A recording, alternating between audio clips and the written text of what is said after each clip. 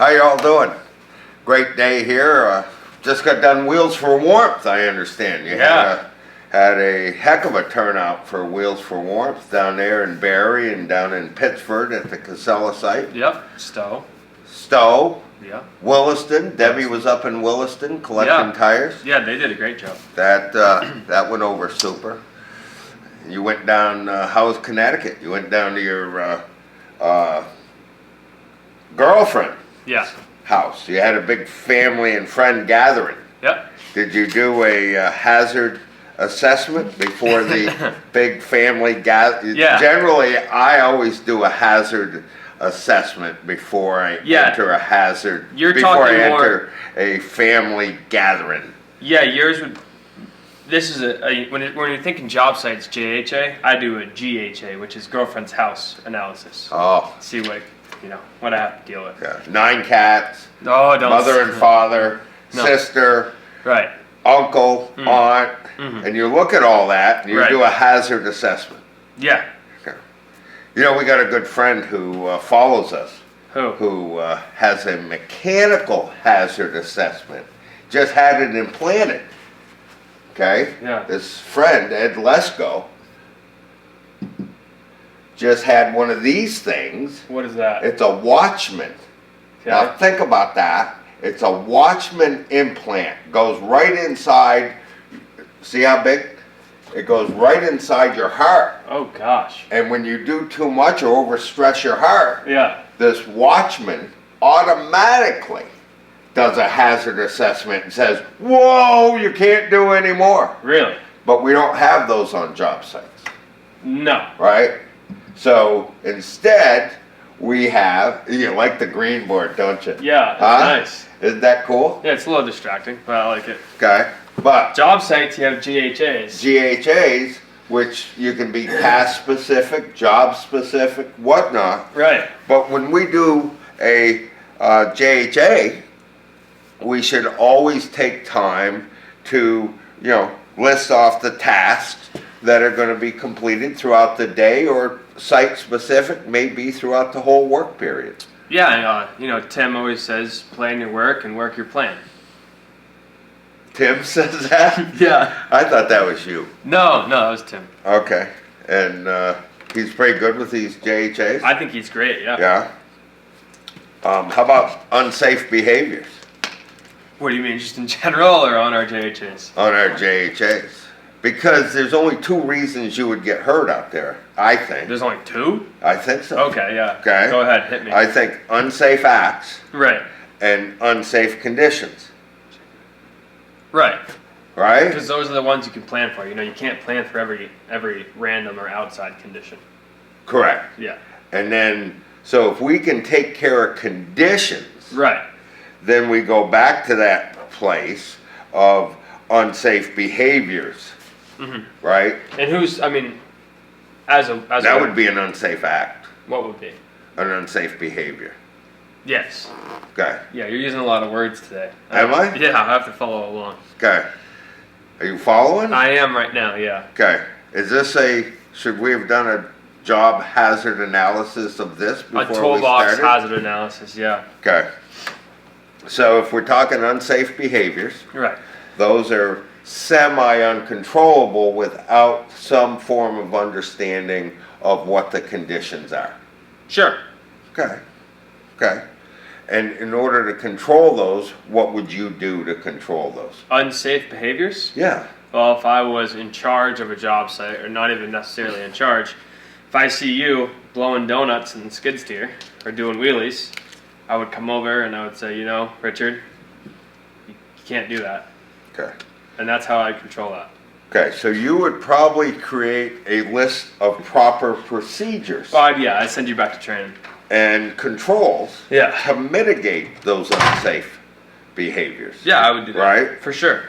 And to manage the identified hazards. Right. Okay. But how are you going to... Are you going to make a list that says don't do wheelies in the skid steer? I'm probably going to train people not to do wheelies in the skid steer. Yeah, okay, that's a good idea. Yeah. But do you have any examples of common unsafe behaviors that we should address? An example? Well, no. Oh yeah, I could do that. Actually, we had a couple examples of it this year. Operating something that you don't have authority to operate. Okay, so Maybe it's- training is important. Yeah, if you- Understanding who's been trained. Right. Maybe when it comes to loading things on trailers, not securing them correctly. Okay. Or maybe using a chain or something that's not tagged, or using improper rigging, you know, that sort of thing. Yeah. Yeah. What about you? I noticed you at Wheels for Warmth had high-vis vests on everybody Yeah, you making sure we can be seen. to identify, Right. Signal or Right. warn other Um, folks. A lot of people drive quickly, Yeah. so maybe making sure we're watching our operating speeds. Okay. Mine site, 15 miles an hour. Yeah, if it's not posted. Okay. Or it's 15 mile. Actually, it's 15 mile an hour, or what the road allows. So even if it's a posted 15 mile an hour, if the road's not going to allow that to be traveled safely, then we've got to lower down. Okay. How about bypassing safety devices? Like not wearing a seatbelt. Or plugging in a dual plug like you have on the seat of that tractor back there so that it doesn't shut off when you step off it. Yeah, just putting dummy plug in there. Yeah. Yeah. Yeah, that's a good point too. Unsafely moving or positioning loads Hmm. so that things aren't balanced. How about lockout tagout? That's huge, Right. right? Yeah. That would be part of a JHA. Yeah. Of course, What? this is bend play, Oh, horseplay. bend play, Right. Yeah. right? I'm a pretty gentle guy. I don't really get in a lot of fights. That's not fighting, that's horseplay. That's doing wheelies on your Oh. skid Yeah. steer. Yeah. That's Yeah. racing here, doing something there. Right. But how do you spot a hazard? Well, for me, if I think something's going to be unsafe or maybe possibly lead to an injury, that's how I usually spot one. So if I break something down and I say, you know, we're doing this wrong, someone could get hurt, that's what I would consider a hazard. How do you identify unsafe? So you just identified unsafe conditions. I see something, I say something's not right, and that's how I just immediately in my mind I identify it. Because I look in the future and I go through the steps of what's going to happen if they do this and what's going to happen if they do that, and you know, what could the outcome possibly be. So maybe looking into the future and seeing the steps of your actions and how they're going to affect the outcome. And they all aren't going to be positive outcomes, right? Right, yeah. That's negative outcomes. Depending on how we do it, yeah. Okay. And then how do you control unsafe acts? How do you control unsafe acts? Yeah. By changing the way you are tackling the problem. Okay. Or making sure we have trained, responsible people doing that project. Yeah, I mean, obviously you wouldn't send the new guy to go do something that he's not trained. Okay. Easy to sight, easy to look at hazards out Right. there, Yeah. of course. Frayed electrical cords, ladders, Oh, using a step ladder leaned up against the improper wall. setup ladders. The unguarded machinery, taking Yeah. guards off. Yeah, like a grinder. Yeah, that's a big one, right? Yeah. Then we just had a citation for $8,500 for not Yeah. having and the grinder was in the box. Yeah. It was right there, Mhm. brand new. Mm-hmm. We just never put the guard on it. Not wearing the PPE. Yeah, noise, Noise. air, Yeah, that not type wearing of your hair stuff. protection. So if I took a look at something simple and we've got our sample JHA, which you can download Yeah. by just reaching, this one will be available. You can do that, or you can go down, Yeah. either one. Well, this scrolling up like this would bring the page up, bringing you down. Oh, I'm trying to get him to look down. Once a lot- again, there's a lot we going probably on. should have done a JHA on this. huh? Yeah. But if you look at it, we filled out a simple one installing locking devices and door closers. Taking a look at how we're going to Wow. do that. This was when I was 5 years old. Yeah, it probably was. 2006. So we said we're going to set up the job site. Yeah. Again, position where we're going and the weight of the articles, and make sure wear your PPE. And then marking doors with templates and cutting them or drilling. So our potential hazards for that would be struck by, pinch points, and some sort of projectiles. Right? Yeah. So the great part there Right. is if I was doing it, Yeah. and I would probably turn and ask you to help me if necessary. No, I think I'd get here at the morning at like 8 a.m. and you would have already done all the unsafe acts. Yeah. At 5 a.m. and not tell me And about not tell you. it. Yeah. Drilling according to the template, again, you've got noise, projectile, slipping, and you just pre-plan the job. Right.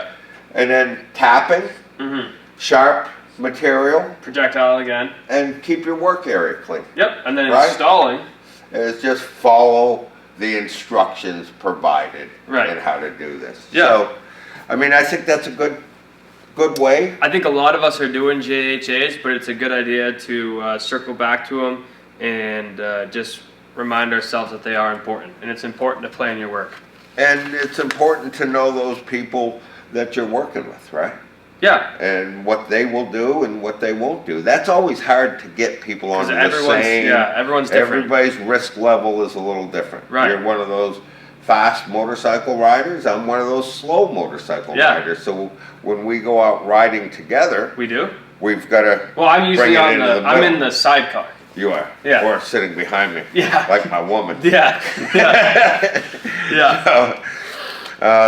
We might have to talk about sexism. No, we don't. No, we don't. So, but it's great seeing y'all. I want to remind you, we got an annual meeting coming up in another month. Best Builder Awards. Best Builder The Award. committee is waiting for applicants, so. Remember, get out and vote. Yeah. You got 1 week left, man. Yeah. You gotta get out and vote. I don't care who you vote for. It doesn't matter to me. We just gotta vote. You can do it by mail, so. You don't Yeah, even it's have- getting tight. You don't even have to leave your house. You got a ballot in the mail? I did mine a while ago. I did Did that you? early. You got it out of the way? Yeah. Did you do that so when candidates come up and start talking to you, you can say, I'm all done? No, I just walk. Yeah. I don't want to talk to you. I No. already voted. You Yeah. can't change my mind. No, typically I just tell them that I don't know anything about politics, and then that kind of scares them and they walk away. Okay. But, once again, great seeing you. Yeah. Thank you for joining us, Richard. Ben? And remember, we're here for you. If we can give you a hand, if you need to have some questions, you need something, give us a call. Or if you just want to hang out, you can come here too. We love visitors. We do. Yeah, it's really fun to have You're visitors. going to give them the phone number or what? 802-223-2374. Thank you all. Have a good week. Bye now.